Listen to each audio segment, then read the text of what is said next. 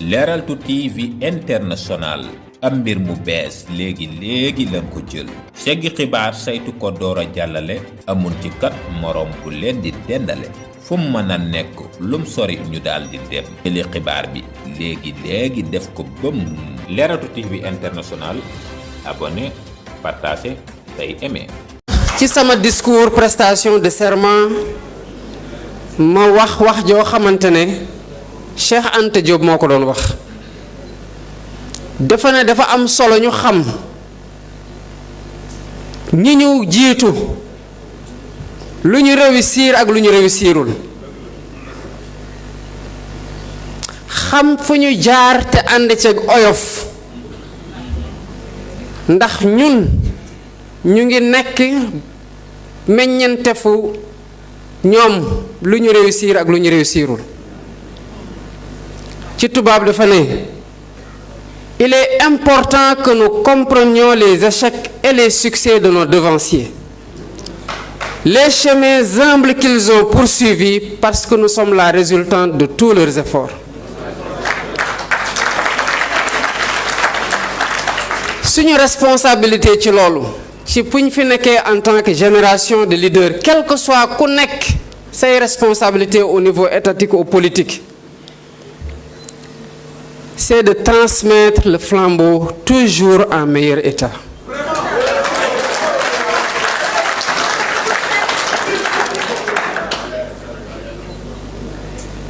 loolu moo tax ma doon fàttaliwaat ci sama discours 31 décembre 2025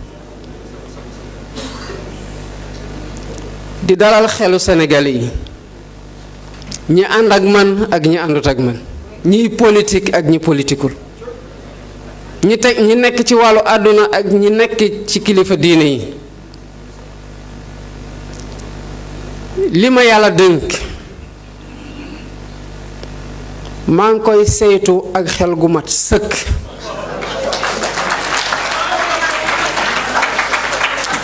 et j'entends continuer à gouverner avec cette humilité et cette lucidité.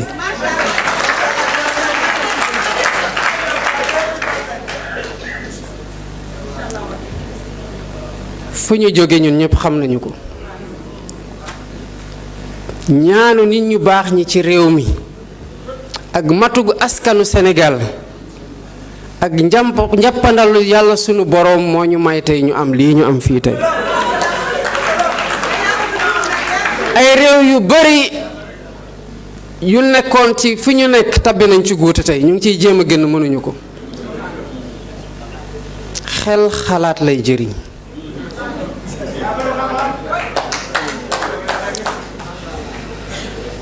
dama jàpp ne li yàlla dogal ci man njàngat la war a nekk ci bépp doomu aadama ci fii Sénégal waaye rawatina ñu nekk ci biir politique.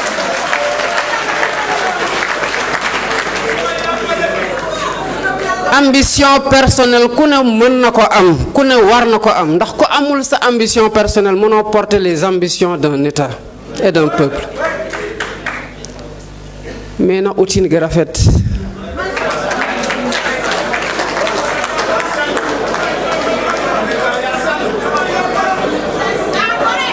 après tout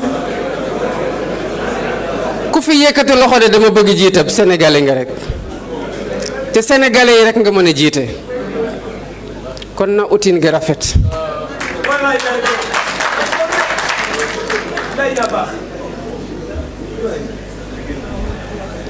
dinaa leen wax as tuut ci li tax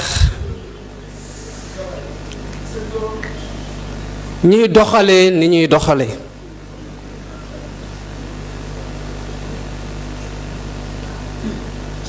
bu mbir ne këtt ne jon nga doxalee ni ñépp naroon doxale lan moo lay wutaleeg ñépp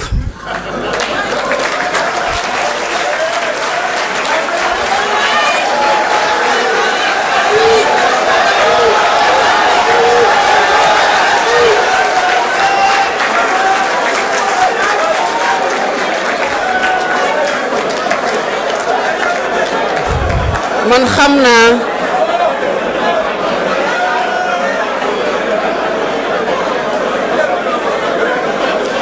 xam naa bi yàlla doon dogal xam naa bi yàlla doon dogal li muy dogal ci man fan la Sénégal toll woon xam naa ko bu baax ci féewaloo ci gaañu gaañu ci xol yi ci mettital waaye xam naa bu ñu egsee yaakaar gi sénégalais yi am ci ñun am ko ci man bu ñu ñëwee saytu gis na mbir ñi mel xam nañu jafe-jafe yi ñu fi fekk te xam nañ coono askan wi bu ñu doxalee diir xam nañu ne li ñu am yéene donte lu ñu def am na solo sori na lool ak li ñu yéene sénégalais yi ci jàmm kon jafe-jafe ngi fi ma jàpp ne li ñu war te waruñu ko mukk réere mbir mooy concentré wu ci essentiel bi mooy liggéey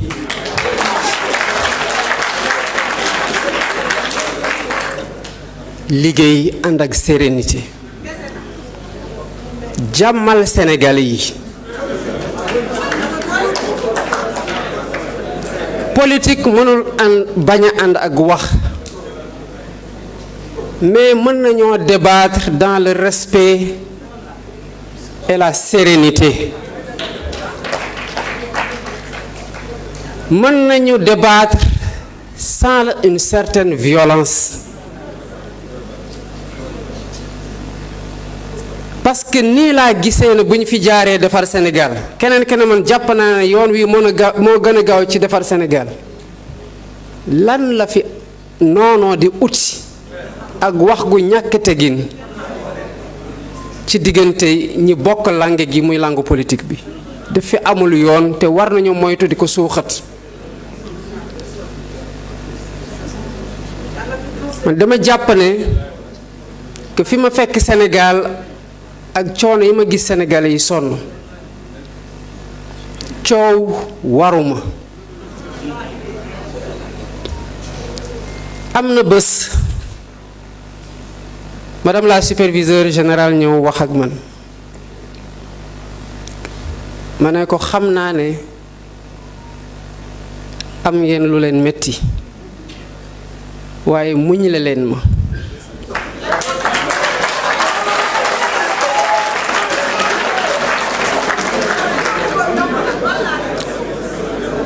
ma ne ko waaye muñ la leen ma njiit du yuuxu pour ñu dégg ko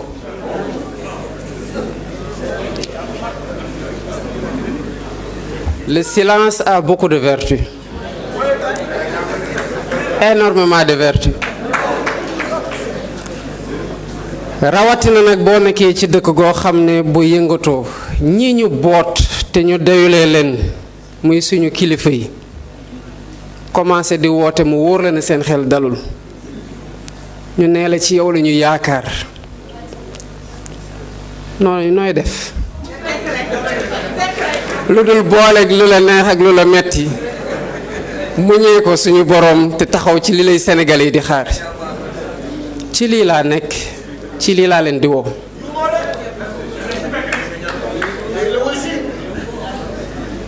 bi may wax nañu jóg ci tabaxaat suñu coalition c'est parce que santé naa ko ñu toog diir motul la coalition n'a eu que 2 activités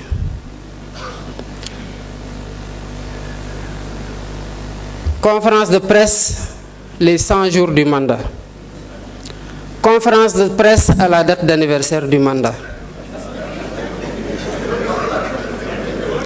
Une coalition pour soutenir l'action présidentielle ne peut pas être atone.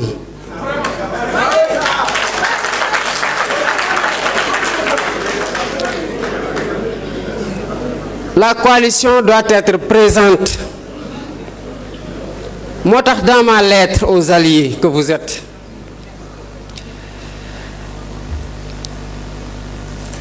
Nous avons conquis le pouvoir avec vous. Nous devons l'exercer avec vous.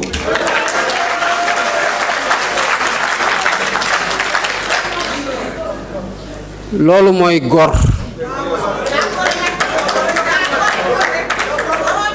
Mënoo dem ci ay nit ne leen dama bëgg dem ci élection waaye fokk ma am récépissé. Bu ñëpp bañoon doo présenté wu. Kon balaa ngay naam ne fa li tax nga nekk fa mooy abal nañu la ay récépissé ba nga bokk. Après li ci apport ku ne mën na wuute waaye c'est la somme de ces apports moo ñu jox les 54,28% qui nous ont élus. Donc ce pouvoir bu ñu yàlla dénk nous l'exercerons avec vous. Jouer leen ci seen partition ba mu mat sëkk. Wax nag président def na lii lu baax. Gouvernement bi def na lii lu baax. Teg na jéego yii. Fanqal nañu lii doon lor askan wi. Mu ngi mooñ lii lu nar a baax la ci askan wi. Mën ngeen ko wax ñu dégg leen te du leen ci xastante te du leen ci saagante.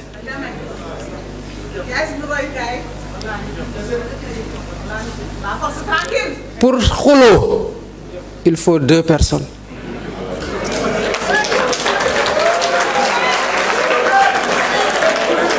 Bu kenn dee wax loolu wolof xunt la koy wax.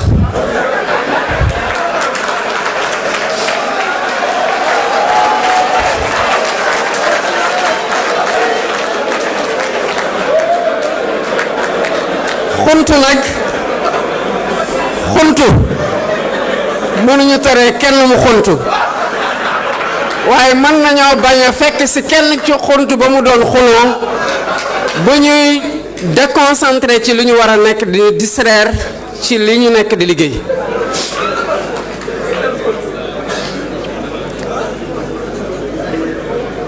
Dans cette perspective, l'action de tous ceux qui défendent le gouvernement et le président de la République, quel que soit ci anam yu ñu koy defee, elle est complémentaire. Elle est complémentaire. Benn adversaire ngeen am, c'est l'opposition. Mais même opposition boobu, elle doit avoir dans une démocratie voix au chapitre. Opposition dañ koy respecter parce que c'est les futurs gouvernants. Nous avons été dans l'opposition. Il ne faudrait pas qu'au pouvoir ñu commencer yaakaar que nous embrassons une certaine forme d'éternité bu tax ñu fàtte ne dañoo war a waajale suñu bopp ëllëg. Bu yàlla dogalee ñu delluwaat foofu ñu bañ a nekk di xeex loo xamante ne mënoon nañ ko jëmal ci biir Sénégal. Il faut être sincère dans l'engagement.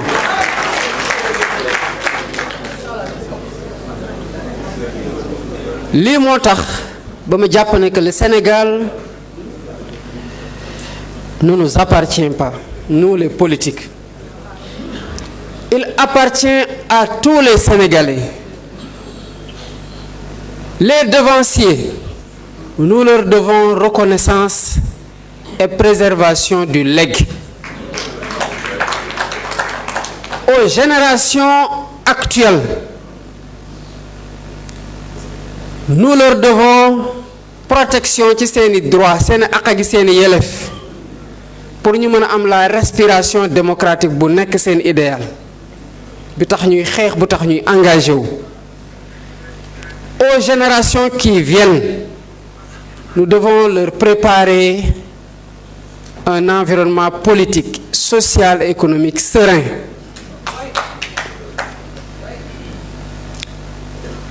Lii nag responsabilité ñépp la ci biir réew, les politiques comme les non politiques. Lii moo tax lépp lu ñuy def ñu ciy jiital le dialogue. Je crois à la vertu du dialogue. dama gëm ne réew dañ koy waxtaane dañ koy pencoo. En 2016, j'ai fait mon premier débat politique dans le cadre de la réforme du Code des mines. Ma ñibbi, le directeur général des mines et de la géologie de l'époque, Ousmane Cissé, par le biais du présentateur de l'émission Pape Alé Niang, saisir Pastef pour ne ñun nañu dugal nos observations et notre contribution ci réforme Code des mines. Ñu def ko mbay point yu important yoo xam ne ci suñu xalaat googu la duggee ci Code des mines te pourtant ñu ngi woon dans l'opposition. Mais le Code des mines, c'est le Code des mines du Sénégal. bu nekkoon ne dañuy jàppoon rek ci opposition bi lañ nekk ba ñoo laaj suñu xalaat kon tomb yooyu du tukkee ci ñun ba dugg ci Code des mines du Sénégal. kon xalaat gu rafet gi buñ jàpp ne pouvoir rek ko am buñ jàpp ne opposition kese ko am mën na tukkee sax ci ñoo xam ne politikuñu te ñoo ëpp ci biir Sénégal te ñu bëri xam-xam bëgg Sénégal lool ñu ngi fa taxawoo réew mi taxawaay gu mucc ayib. Nous avons dialogué, nous allons continuer à dialoguer avec tous les acteurs. La coalition li ma leen santoon ci terme de référence yi c'est qu'elle doit être ouverte, elle doit être efficiente, elle doit être opérationnelle et pleinement au service de la vulgarisation de l'action du gouvernement.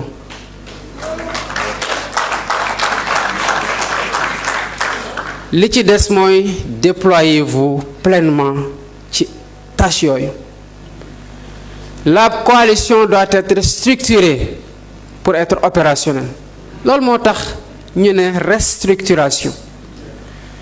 Dafa am loo xamante ne nu ñu tëggee woon coalition bi ak nu mu doon doxe mënu ko woon moo waraloon la léthargie de la coalition. Loolu lañ nekk di corriger pour que coalition bi mën a taxaw sur ses deux jambes mën a soutenir pleinement sans vaciller avec toute la force qu'il faut, tout le dynamisme qu'il faut, toute l'efficacité qu'il faut l'action du gouvernement et du président de la République. Ne vous en détournez jamais. Ne vous en détournez jamais.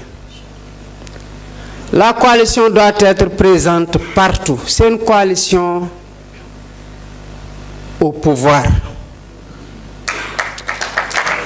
Elle doit être partout, dans tous les départements, dans toutes les communes, dans tous les villages, dans tous les quartiers.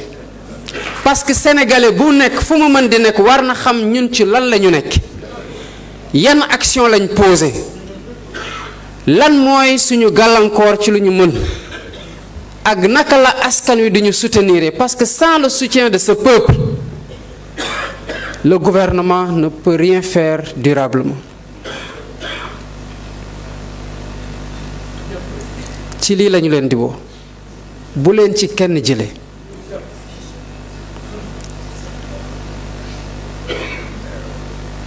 kon ce moment pour man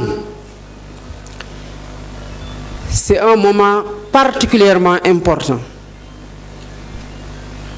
parce que am na li ma jotoon dégg waaye duma ci ñëw parce que c'est pas le plus important. Le plus important mooy ce que nous sommes en train de faire aujourd'hui et vers quoi nous nous projetons. lu nekk dafa am appam app gu ñu toll mooy app liggéey app nekk à l'écoute des préoccupations des Sénégalais app mobiliser suñu énergie yépp collectivement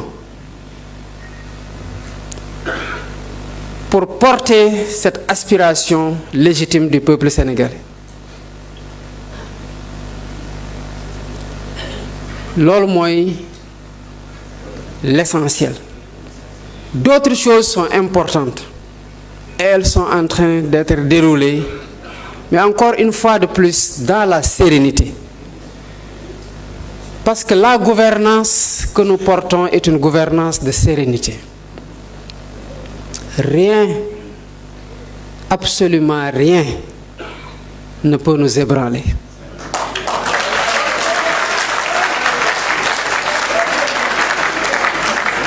Na seen xel dal bu baax a baax a baax a baax lépp lu ñuy def Sénégal d'abord la ñuy jiital askanu Sénégal la ñuy jiital balaa ñuy xalaat sax suñu bopp. Suñu baromètre c'est toujours est-ce que lii la Sénégalais yi di xaar ci ñun est-ce que lii moo war a nekk lu mobiliser suñu énergie est-ce que lii moo war a nekk lu ñu nekk di jëfee ak lu ñu war a nekk di waxtaane. Et sous ce rapport nous devons donner le tempo du débat et rester sur ce tempo-là que nous avons donné.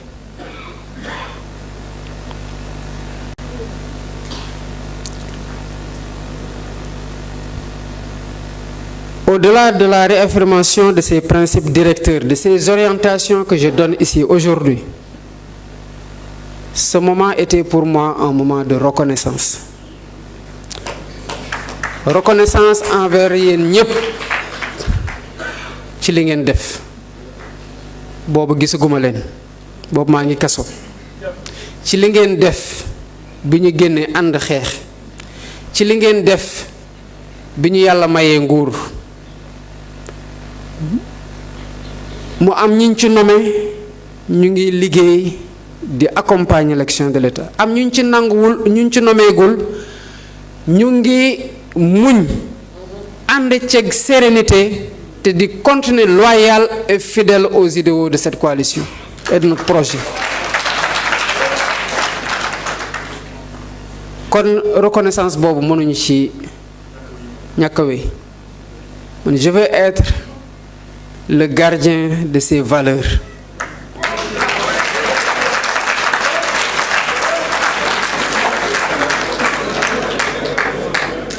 Cette coalition, je ne la trahirai jamais.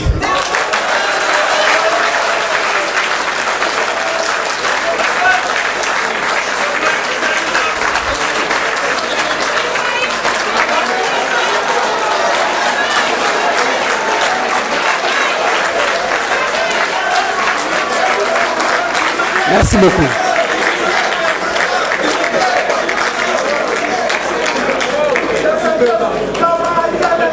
Donc,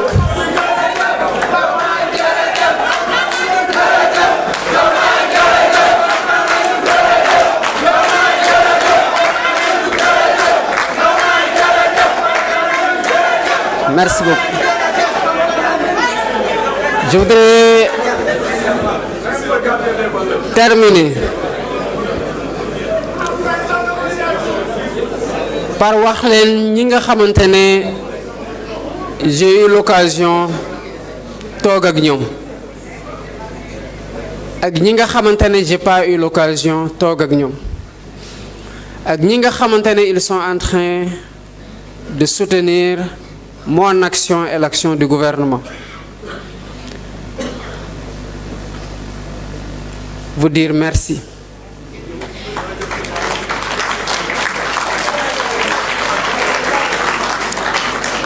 Merci pour votre engagement d'abord pour le Sénégal. Votre engagement au service du peuple sénégalais. Et merci de nous avoir portés au pouvoir. Mais surtout, merci de continuer à nous accompagner. amuñu seen fay yàlla na leen yàlla fay. Asalaamaaleykum wa rahmatullah.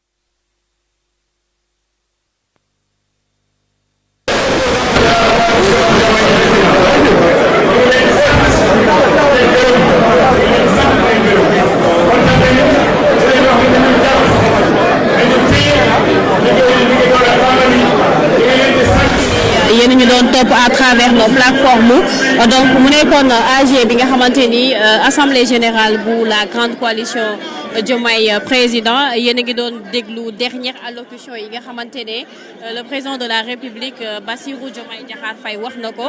Alors suñu defee un petit résumé Bassirou ñëw na ci historique gu coalition bi depuis bi mu nekkee prison ba bi muy accéder au pouvoir mais aussi am na ay allocution yu fi jaar ci résumé aussi ki nga xamante ne moom mooy ab docteur Abdourahmane Diouf di l'actuel ministre de l'environnement le ministre Serigne Gueye Diop gis nañ ko fi mais ki nga xamante ne moom mooy madame le superviseur di madame Aminata Touré ñoom aussi ñu jël ay kaddu peut-être que du ñàkk ñu jéem a jël réaction mais ñu synthétiser rek par rapport ak journée tay bi Bachir depuis ce matin ba tey ñu ngi fii avec l'équipe de Sénégal 7 di jaajëfal aussi internautes yi nga xamante ne depuis ce matin ba tey ñu ngi suivre à travers nos plateformes.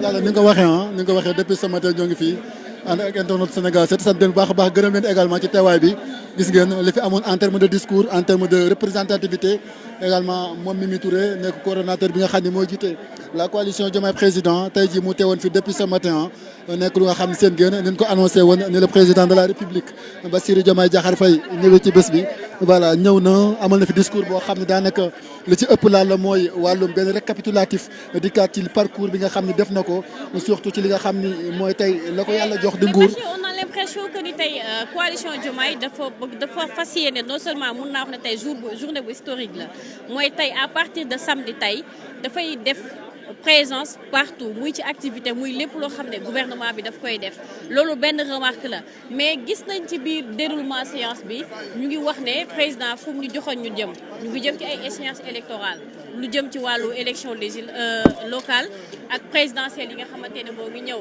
peut-être mën nañ dem sax coalition législative on ne sait jamais donc parce que comme ni mu ko waxee nee na c'est le gardien de la constitution père de la nation moom mooy nommé poste civil et militaire et que prérogative yooyu yëpp tey moom la tëyee moom président de la république donc lépp mën na possible maintenant wax ji mooy ci yenn échéance lañ jëm fi ñu jëm dans l'avenir Bachir xëy na peut-être bu ñu demee ci plateau yi dinañ gën a yaatal gën a mën a am possibilité def le décryptage mais tey en tout cas assisté nañ benn journée bu historique moom président de la république gën na wanewaat boppam taxawaayam par rapport ak Sénégal ak ni mu ko fas yéenee yoree et que dafa nar a gouverner pleinement. Maintenant peut-être que du ñàkk dinañ amaat réaction à part par rapport ak ñi fi teew tey parce que sànq wax nañ ne am na lu tolloog 500 maires yoo xamante ne 300 maires du moins yoo xamante ne ñëw nañu rejoindre li nga xam ne moom mooy coalition bi am na ay partis politiques am na aussi ay mouvements yoo xam ne déjà adhéré nañu donc mën nañu xaar peut-être agrandissement wu coalition bi fi wëg ñu yegg ci échéance 2029. laal ni nga ko waxee depuis le meeting le 8 bu taxawaatee rek. Leral 2 TV de mooy jox lii di askan wi xibaar yu leer wér te wóor te teg ko ci màndu day indi li nëbb woon askan wi jox leen ko ci réew mi ak biti réew wax jépp day woddu del topp tey abonné sem boole kook déglu partage tas bépp gox lu ñëw de bum yendu partage tas bépp gox lu ñëw de bum yendu